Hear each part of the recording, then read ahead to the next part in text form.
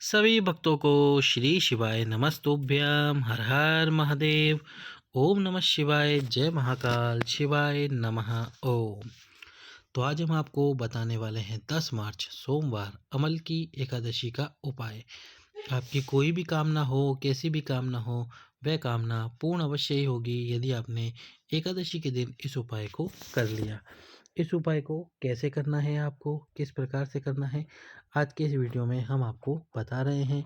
एकादशी के दिन किए जाने वाला ये विशेष उपाय आपकी समस्त मनोकामना को पूर्ण करेगा। चाहे आपकी कामना वंश वृद्धि की हो या आपकी कामना कोई और हो, धन प्राप्ति की हो या फिर संतान प्राप्ति की हो। उपाय कैसे करना है आज के इस वीडियो में हम आपको बताते हैं, पर उससे पहले यदि आप सोमवार के दिन यानी कि एकादशी के दिन भगवान शंकर को अक्षत समर्पित करते हैं तो अवश्य ही कीजिए। यदि आप नहीं करते तो कोई बात नहीं, अक्षत मत समर्पित कीजिए। अक्षत के स्थान पर आप पुष्प समर्पित कर सकते हैं। यदि आप अक्षत समर्पित नहीं करना चाहते तो आप पुष्प यानी कि फूल समर्पित कर सकते हैं। और यदि आपके पास और यदि आप अक्षत यानी कि चावल के दाने एकादशी पर भगवान शंकर को समर्पित करते हो तो अवश्य ही कर सकते हो। वैसे तो चावल के दाने एकादशी के दिन खाए नहीं जाते, चावल वर्जित होता है, पर यदि आपके यहाँ आपने मान रखा है कि शिव जी को नहीं समर्पित करते तो आप ना करें, कोई बात नहीं। तो आपको इसमें क्या करना है, सबसे पहले तो आप देख रहे हो स्क्रीन पर, इस प्रकार से पार्थिव शिवलिंग का निर्माण कर लेना है। क्या कर लेना है आपको? पार्थिव शिवलिंग का निर्माण।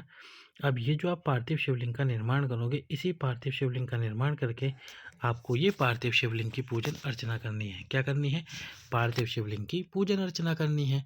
पूजन अर्चना करने के लिए आपको अपने ही घर में करनी है तो 3 कलश जल की आवश्यकता पड़ेगी, 3 बेलपत्र की आवश्यकता पड़ेगी।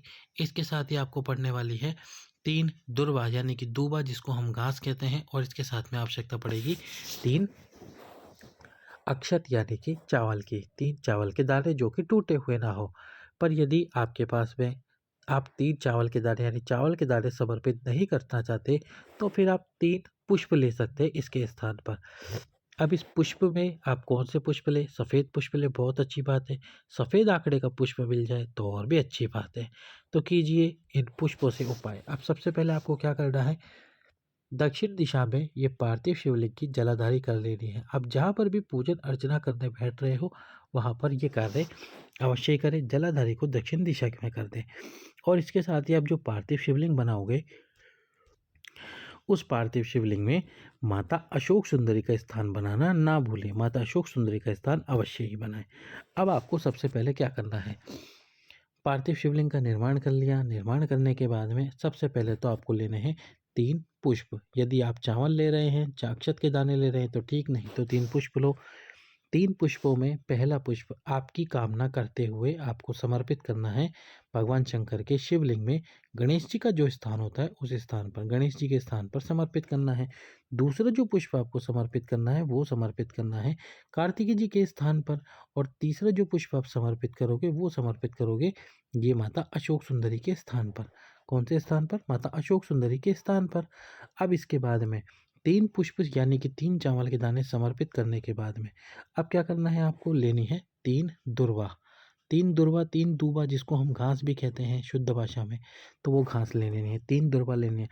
पहली दुर्वा आपको समर्पित करनी है वही गणेश जी के स्थान पर।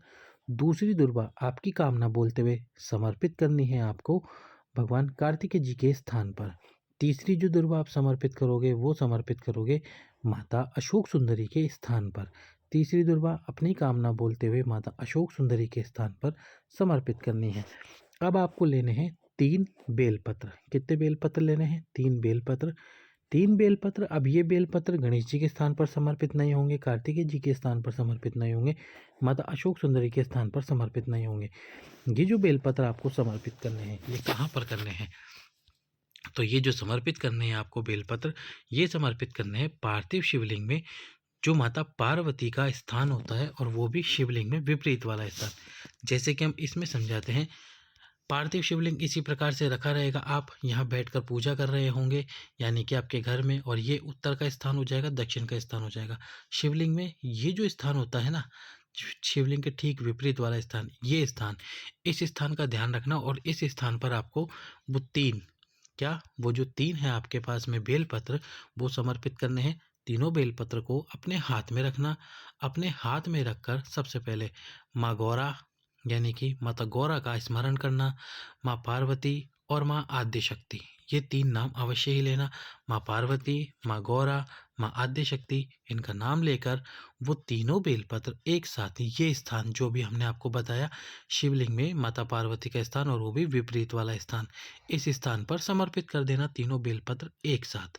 तीनों बेलपत्र एक साथ समर्पित कर दो। अब इसके बाद में आपके पास में है 3 कलश जल। 3 कलश जल भगवान शंकर के शिवलिंग पे एक ही कलश से ही 3 बार समर्पित कर लो, या 3 अलग-अलग कलश से जल ले लो। यानी कि 3 अलग-अलग कलश ले सकते हो यदि आपके पास में है, और नहीं तो फिर एक ही कलश से 3 बार आप जल समर्पित करो। जल समर्पित करते हुए आपको भगवान शंकर के शिवलिंग पे आपकी मनोकामना बोलनी है, और आपकी मनोकामना बोलते हुए आपको पहले कलश से, फिर दूसरे कलश से और फिर तीसरे कलश से जल समर्पित कर देना है।